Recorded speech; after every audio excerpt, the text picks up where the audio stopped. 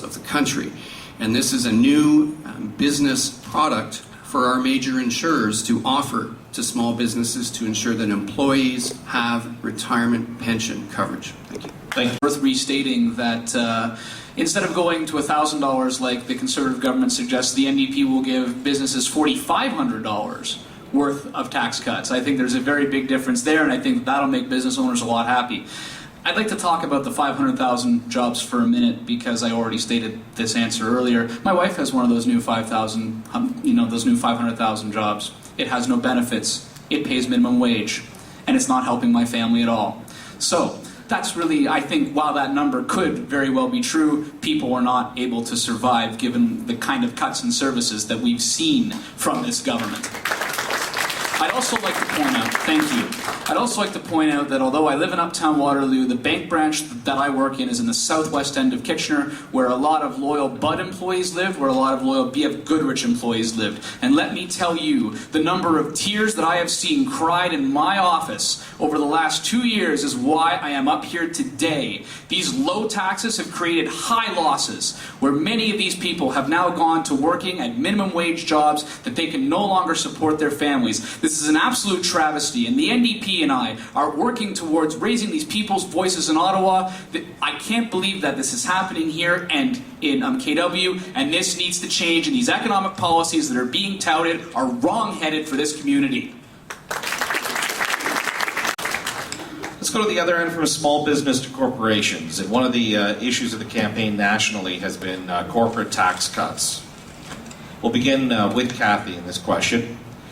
What will taxes for businesses of all sizes across Canada? We all sort of briefly touched on it, everyone did. I'm going to repeat it again. Corporate tax cuts do not create jobs.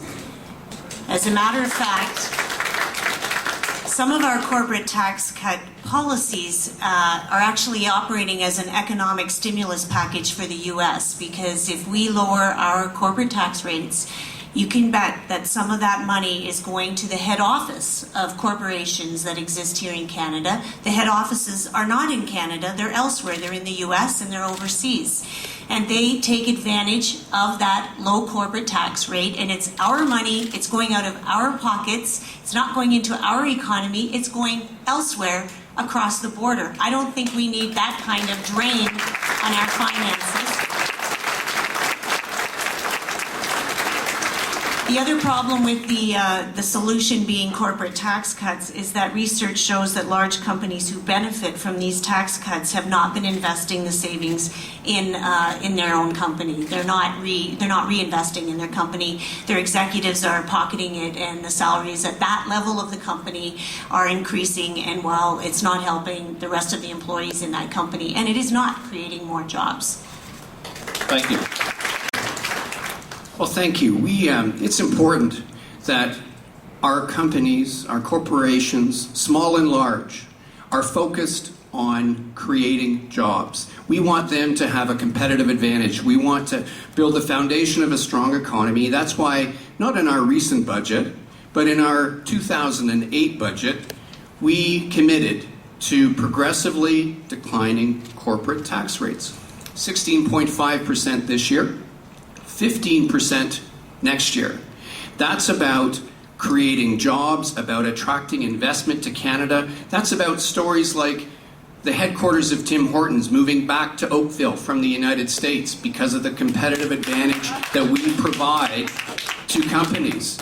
It's about ensuring that jobs continue to be created. At 16.5 or 18%, Professor Jack Mintz from the University of Calgary says that the Liberal plan will kill between 100,000 and 200,000 jobs.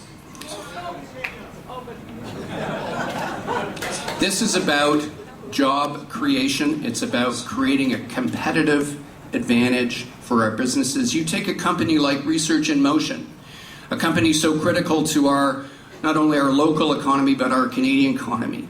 Those lower corporate tax rates are a significant benefit for Research in Motion. It will allow them to not only hire more employees, but it will allow them to invest more money in research and development so that they can develop the next playbook and the next BlackBerry. That's what I want to see. Thank you, Peter. So does Stephen Harper. And my colleague makes a very good point on that one too, Stephen Harper, also from the University of Calgary. Corporations don't deserve special treatment when they take away jobs from this community and other communities across Canada. I think that's the bottom line. And if corporations are going to use our labor and be in our communities, they need to contribute for our care and to our community. More so than just putting names on parks and buildings, they need to also contribute to our care and make sure that we're healthy so that we can continue to go to work and help them out. Quite simply put, right-wing economics has not really helped us. I think we need to have a debate in this country where we need to come to more of a middle ground and take a look at how this is going to help, because as we saw in the United States, lower taxes means a larger deficit, and that's the truth. Actually, George Bush Sr., when he was running against Reagan, said that what he was talking about was voodoo economics. And that's what the Conservatives practice in Canada, voodoo economics. It doesn't work. If it would have worked, then the United States would be in surplus. And we're heading in the same directions thanks to this Conservative government. You know, I kind of resent the Conservative candidate even bringing up the name RIM being stronger. Had they stood up for RIM and Canadian technology paid for by taxpayers' dollars, Canadian taxpayer dollars on Nortel, RIM would have provided a whole lot more jobs. So let's be clear on that. I did not invent the internet, and I never said I invented the internet, nor is there a $75 iPod tax. I don't know, there's something in the pudding up at Conservative headquarters that makes your nose want to grow.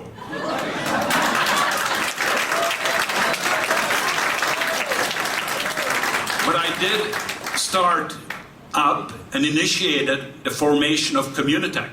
That I did. And I also got technology partnership grants for places like RIM, DELSA, GFI, IMS, and the list just goes on.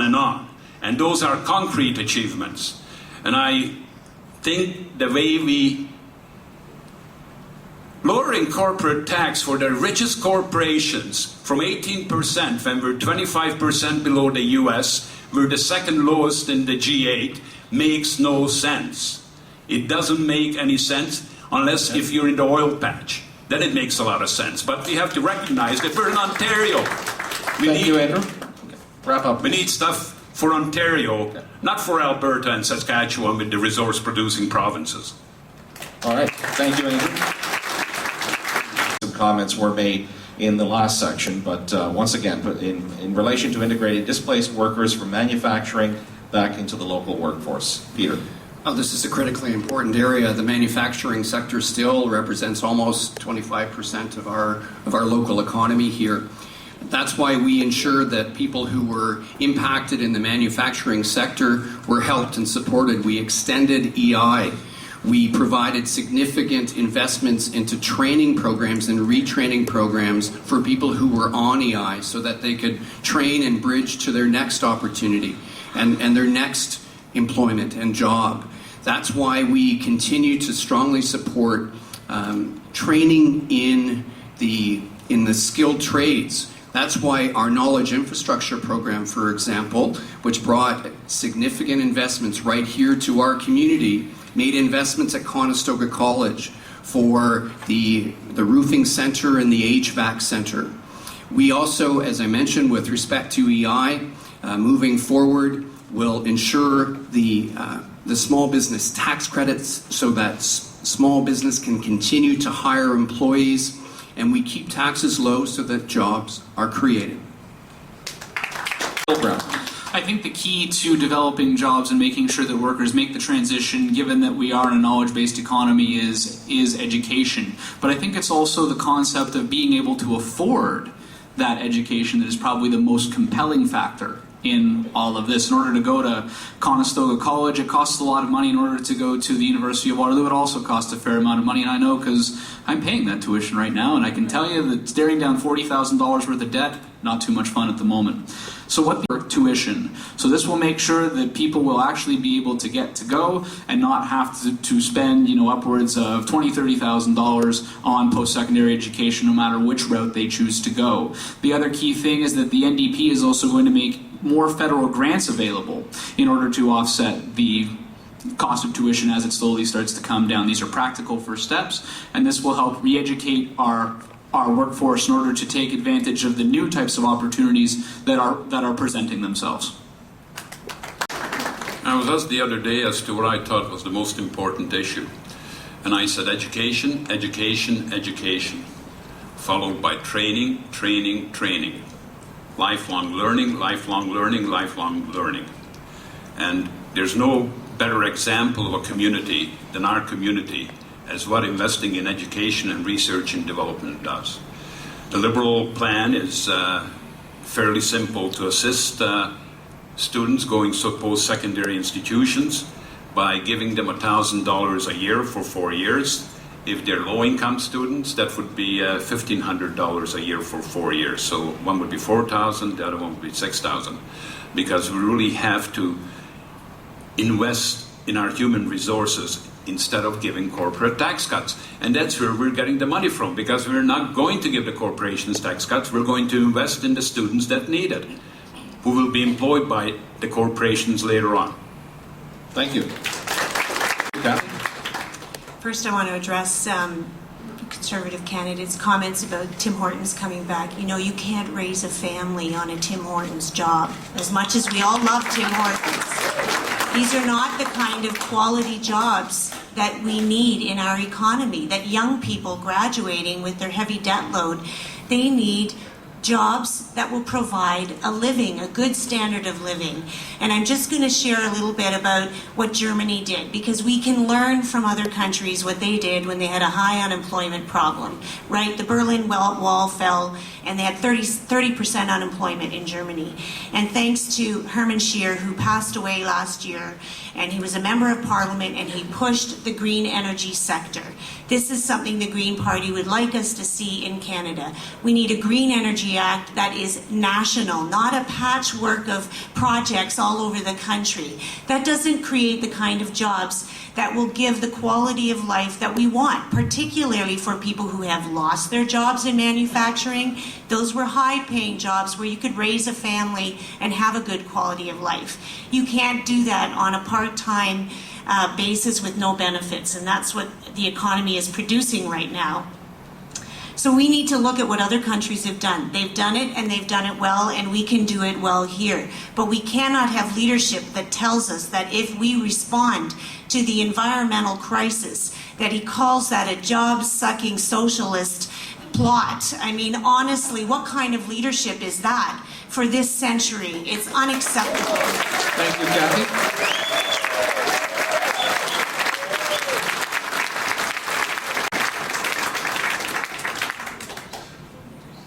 The next question will begin with Bill Brown.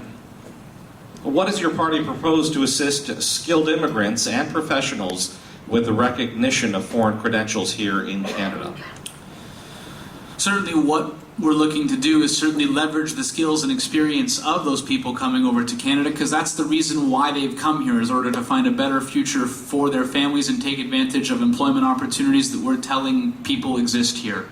The NDP will work on this in two different ways. Number one is that we will increase funding for settlement services to make sure that people are well integrated into this community. It is a very big change for somebody to come from a different country and understand a new community, let alone a new job. So English and French training in order to make sure that once they start that job, that they can flourish here. The other thing is setting up mentorship programs. It's very important to make sure that new immigrant professionals work side by side with Canadians so that they can better understand the different nuances, say, between being a nurse here or being a nurse in Africa, or being an engineer here, or perhaps being an engineer over in India. We need to recognize that these are professionals and that they are well trained and do not deserve to be driving taxis